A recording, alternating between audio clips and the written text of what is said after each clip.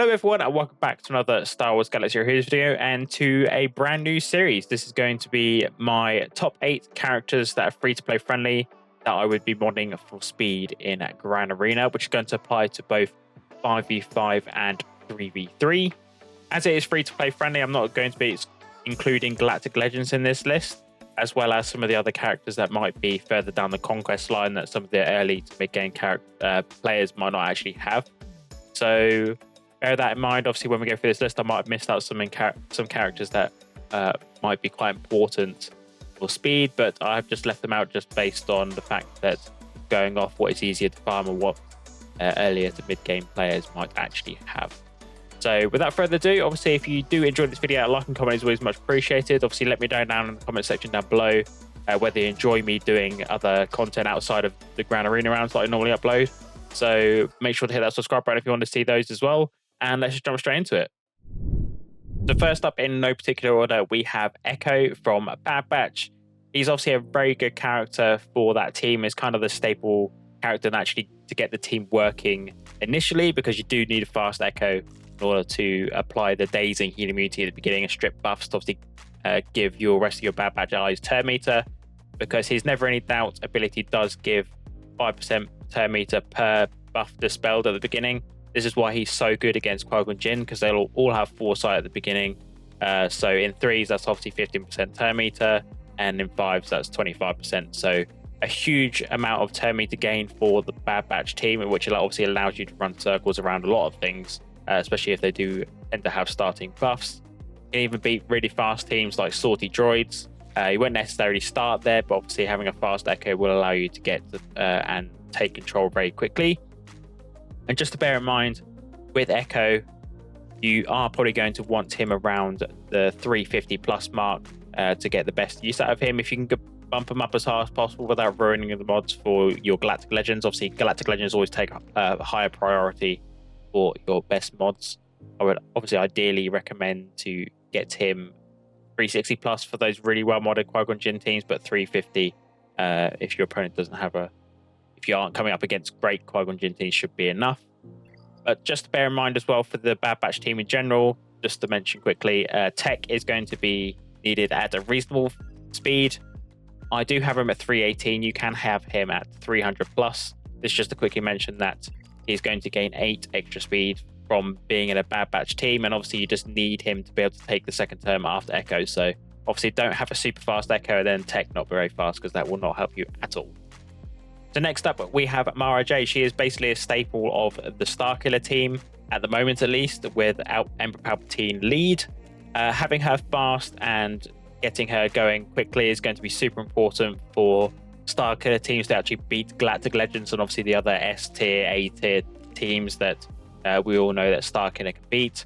Main reason for this is that from Starkiller's unique, I know that they gain a bunch of extra speed, but obviously having her as fast as possible, so where sometimes she can even take turns before Galactic Legends, it can be pretty bonkers. So I actually have mine modded with 355 speed. I know there are Maras up there in the 370 mark, but having her as quick as possible is going to really help you out. And the main reason for this is because of Emperor Palpatine's lead.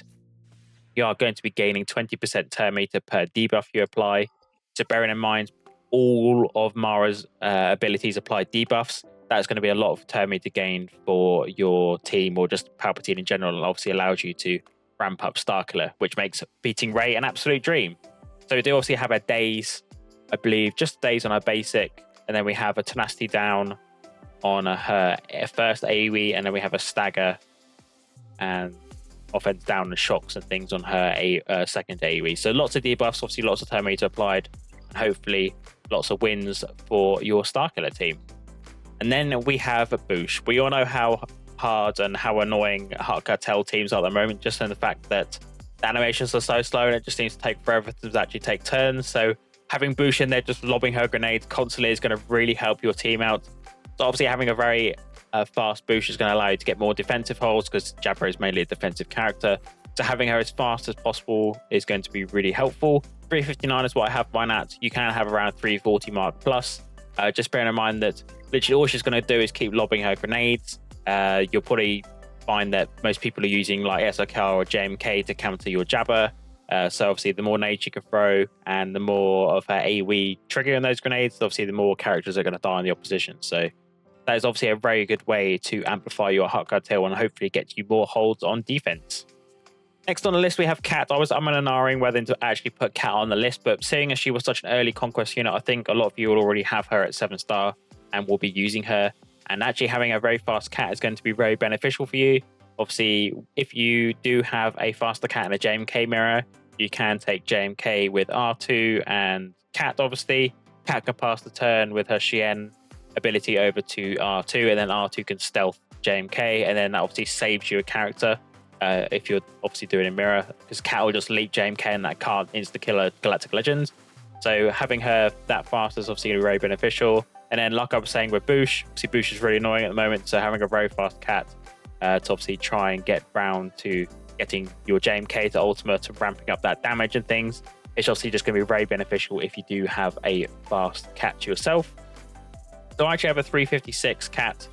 There are Cats that are way into the 360 mark, so I know I'm one of the slower Cats usually in the brackets that I come up against with my opponents, so I've never been actually able to run the R2 variant very often, if I do a JMK mirror, that is.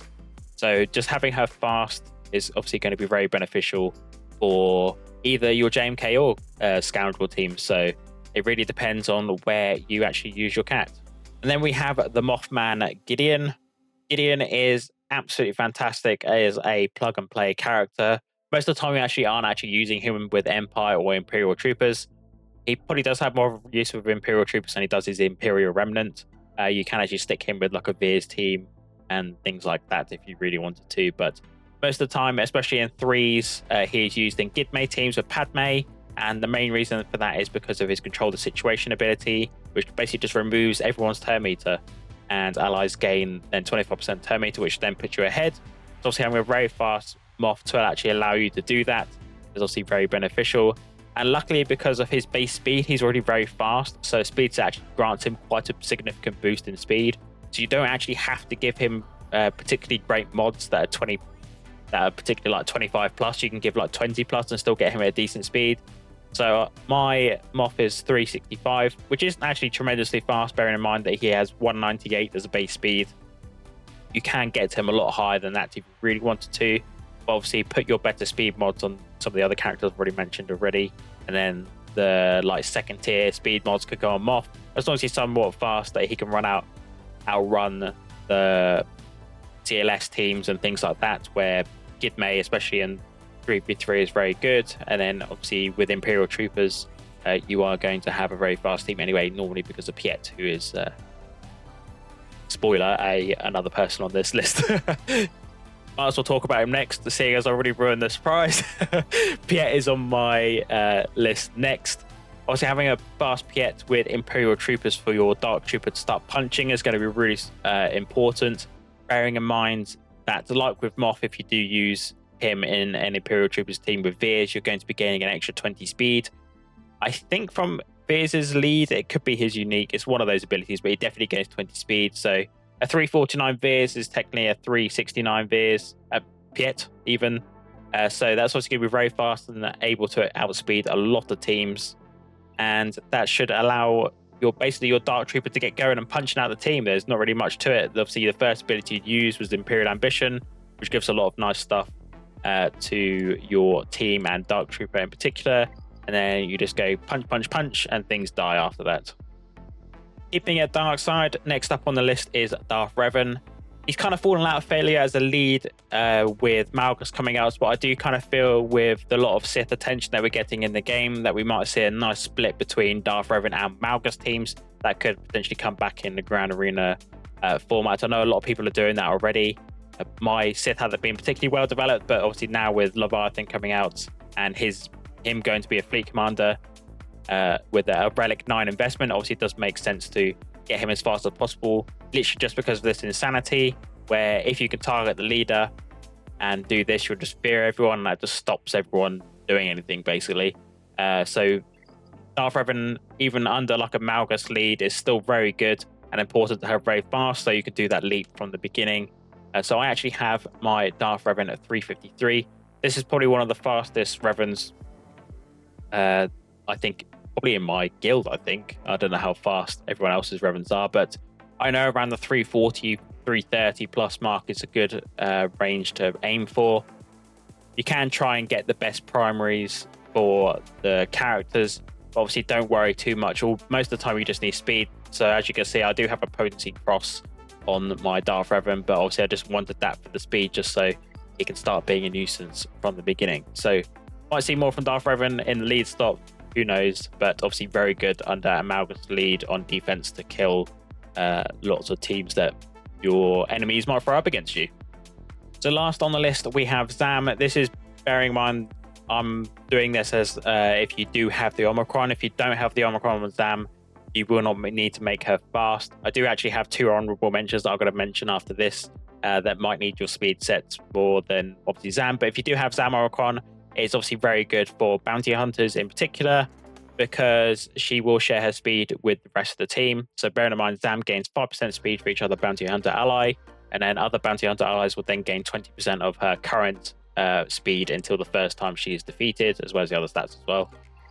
But so having her fast is going to be super important, because you can get your bounty hunters like crazy, ridiculously fast. It's pretty nuts sometimes. Some of these really well modded Zam teams that you actually see on defense and things. My Zam isn't actually particularly the fastest, but is reasonably fast and actually can actually allow me to use her with Fennec bounty hunter teams to fight LV, obviously depending on datacrons and things, but means I can save BAM for another team if I don't want to use that there.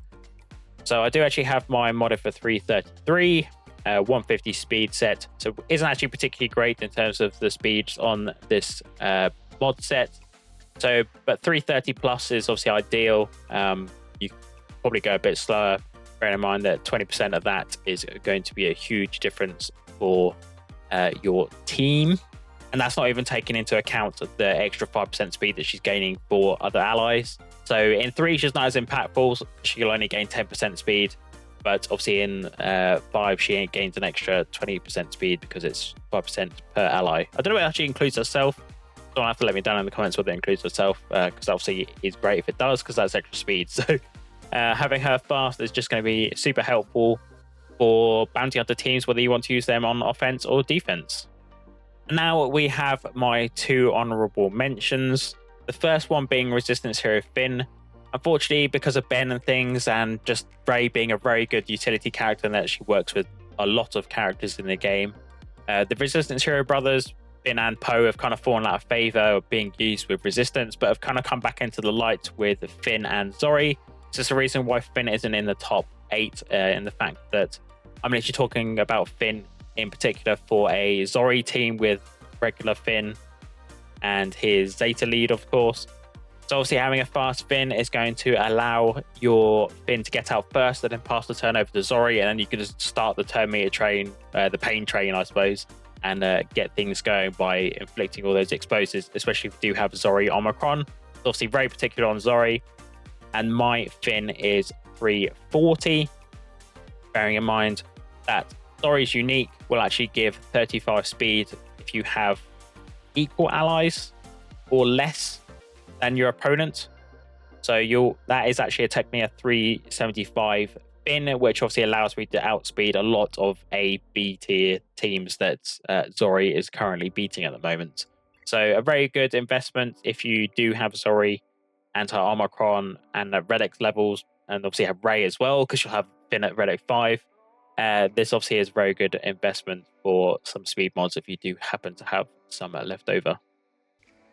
And my last honorable mention being Maul. I was tempted to put him on the top 8 list, but obviously with a massive relic requirement for LV, because that's where he mainly goes, and also with him being a conquest unit slightly further down the line. I think he was one after Cat, now I'm thinking about it.